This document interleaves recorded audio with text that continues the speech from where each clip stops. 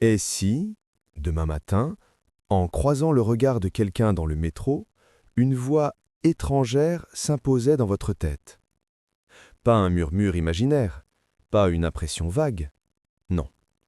Un flot clair, net, indiscutable. La pensée de l'autre. Une phrase intérieure, brute, qui ne vous est pas destinée mais que vous entendez pourtant.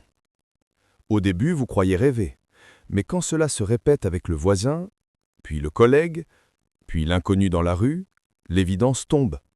Quelque chose a changé dans le monde. L'humanité vient de franchir une frontière invisible. Au départ, c'est une curiosité. Les réseaux sociaux s'emplissent de témoignages. J'ai entendu ce que pensait mon mari. J'ai surpris la pensée d'un inconnu dans le bus. On rit, on doute, on partage des vidéos, on met ça sur le compte de la folie collective. Mais très vite, la masse d'histoires devient trop grande pour être ignorée. Les scientifiques eux-mêmes se contredisent. Aucune onde, aucune technologie connue n'explique le phénomène. On l'appelle d'abord le chuchotement, comme si l'air s'était mis à transporter les esprits. Au début, le chuchotement est imparfait. On n'entend que des fragments, une phrase, un mot, un éclat d'émotion. Mais ces éclats suffisent à troubler le quotidien.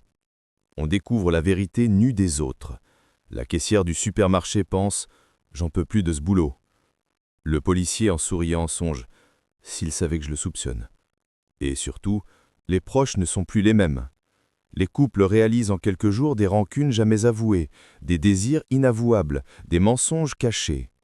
Des familles éclatent, des amitiés se brisent.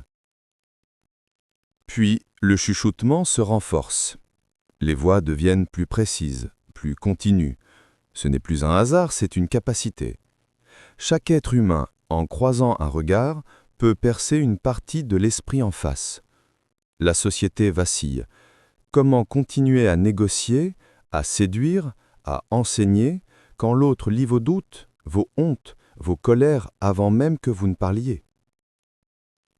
Au début, on croit à une révolution positive. Plus de mensonges, plus de dissimulation. Les médias parlent de l'ère de la transparence. Les tribunaux se vident car il suffit de plonger dans la pensée d'un accusé pour savoir. Les élections explosent. Fini les promesses creuses. Les politiciens sont démasqués avant même de terminer une phrase. Certains y voient une renaissance. L'humanité va devenir honnête, titrent les journaux. Mais très vite, l'utopie s'effrite. Car la vérité brute n'est pas faite pour être vue. Les pensées ne sont pas toujours des convictions profondes, mais des éclats, des pulsions, des fragments contradictoires. On peut aimer et haïr dans la même seconde, désirer la paix et rêver de violence dans la même minute. Ce chaos intérieur exposé au grand jour devient insupportable. Les couples s'effondrent à une vitesse inédite. Les entreprises ferment, incapables de maintenir la moindre confidentialité. Les marchés financiers s'écroulent, car tout investisseur sait désormais ce que pense l'autre. Les négociations internationales deviennent impossibles. Comment signer un traité quand chaque diplomate perçoit la duplicité de son adversaire? Alors, une nouvelle peur s'installe. Ce n'est pas la peur de l'autre, c'est la peur de soi-même. Car on comprend que les pensées les plus secrètes, les plus sombres, ne nous appartiennent plus. Elles circulent, se lisent, s'exposent. La liberté intérieure disparaît. Les premiers suicides surviennent. Des individus incapables de supporter la nudité de leur esprit. Les rues se remplissent de gens qui baissent les yeux, évitant tout contact visuel comme si regarder quelqu'un revenait à lui offrir une clé trop intime. Les villes se silencisent, les conversations diminuent. Plus besoin de mots, tout est déjà su, tout est déjà dévoilé. Et puis, les gouvernements interviennent. Officiellement pour protéger, officieusement pour exploiter. On parle d'agences de contrôle mental, chargées d'encadrer ce nouveau pouvoir. Des instituts sont créés pour apprendre à gérer la lecture des pensées. Mais très vite, une fracture apparaît. Certains individus entendent plus fort, plus loin, plus profondément que les autres. On les appelle les clercs. Leur don devient une arme. Les États les recrutent. En quelques mois, des brigades entières voient le jour.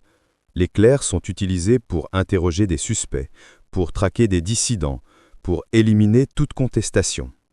Dans les rues, on raconte qu'un clerc peut percer les souvenirs comme on feuillette un livre. La rumeur grandit, il n'y a plus de refuge.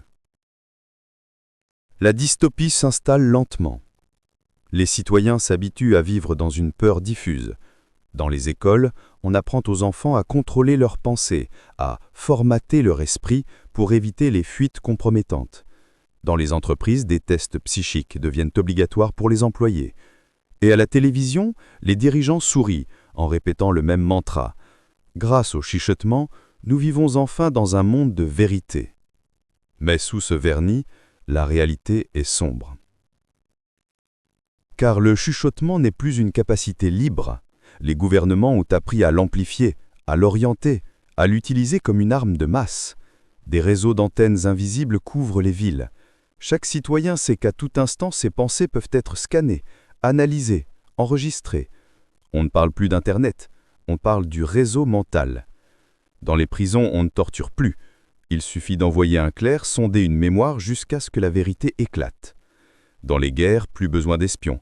L'armée traverse les esprits des soldats adverses avant même de lancer un missile. Et dans les élections, il n'y a plus de débat.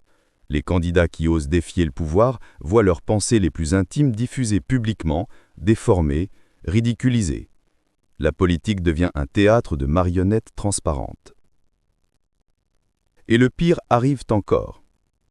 Car certains gouvernements découvrent qu'il est possible non seulement de lire, mais aussi d'écrire, d'implanter une phrase dans un esprit comme une graine dans une terre fertile.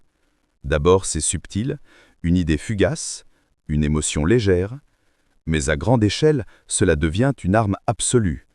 Des foules entières peuvent être apaisées, ou excitées, ou poussées à la violence par un simple flux mental. Le libre arbitre s'effondre. On ne sait plus si l'on pense ou si l'on est pensé.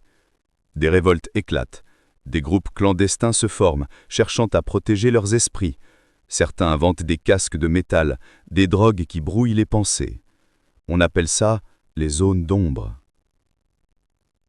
Mais ces refuges sont traqués, détruits, remplacés par des camps de rééducation mentale.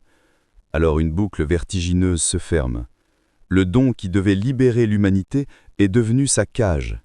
En découvrant la lecture des pensées, l'homme a perdu son dernier sanctuaire, son intériorité. Des années passent. Le monde a changé de visage. Les rues sont silencieuses, les regards fuyants. Les esprits appartiennent à l'État. Le réseau mental régit tout, le travail, l'amour, la famille, la religion. Plus aucun secret, plus aucun mensonge, mais aussi plus aucune liberté. Un soir, dans une cellule anonyme, un prisonnier écrit en tremblant sur un morceau de papier, car c'est le seul espace que le réseau ne peut sonder. Je ne sais plus si cette pensée est mienne. Peut-être que tout ce que je crois être moi appartient déjà à eux. Peut-être que la véritable révolution n'est pas de penser différemment, mais de penser seul. Le papier est découvert, le prisonnier disparaît. Son nom n'est jamais prononcé, mais sa phrase se répand comme un écho clandestin. Et si nos pensées ne nous appartenaient plus? Le chuchotement avait commencé comme une curiosité, une fascination. Il s'est transformé dans une dystopie. L'humanité, en cherchant la vérité ultime, a découvert sa propre vulnérabilité, car la plus grande prison n'est pas faite de murs ni de chaînes. Elle est faite d'esprits colonisés, d'idées imposées, de consciences partagées.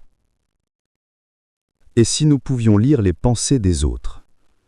Ce ne serait pas un miracle, ce ne serait pas une bénédiction. Ce serait peut-être la fin de la liberté humaine.